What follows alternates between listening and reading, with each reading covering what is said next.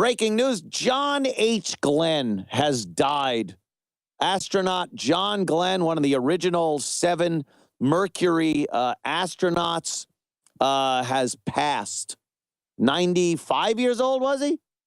Damn, that's a pretty good contract, I'd say.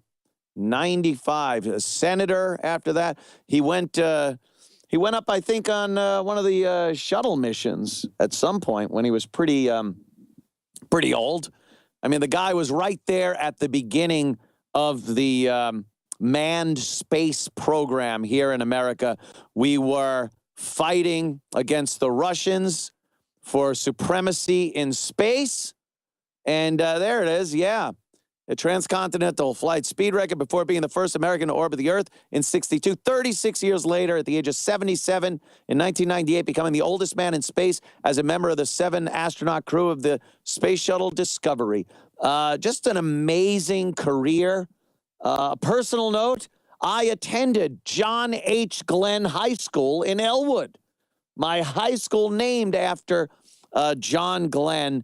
And it is kind of sad to see because he got to see the amazing strides we made, especially early on, going from him as a Mercury astronaut, watching men walk on the moon, the shuttle program, all the amazing strides we made in manned spaceflight. And then at the end of his life, he gets to see us having to hitchhike a ride with the Russians on the ancient Soyuz capsules.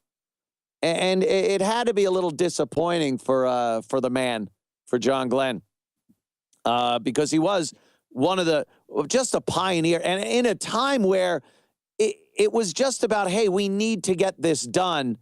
And there's no ifs, ands, or buts about it. Get in the capsule, and we're just going to light it up and see what happens. Just a bunch of really brave men.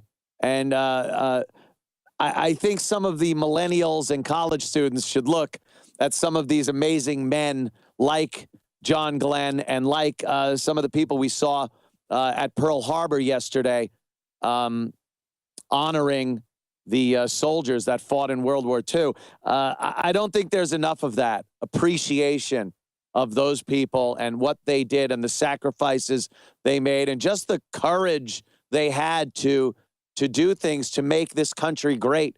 And I think we might be seeing that change again with a President Trump.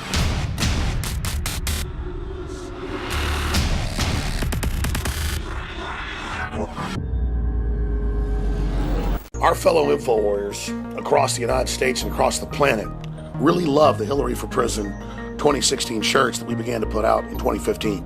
It became a global meme against globalism and corruption, and a very strong maxim that's now being continued on today. So we now have George Soros, because the media attacked me on this whole goblin meme, and they've made huge jokes about it, but it's totally blown up in their face.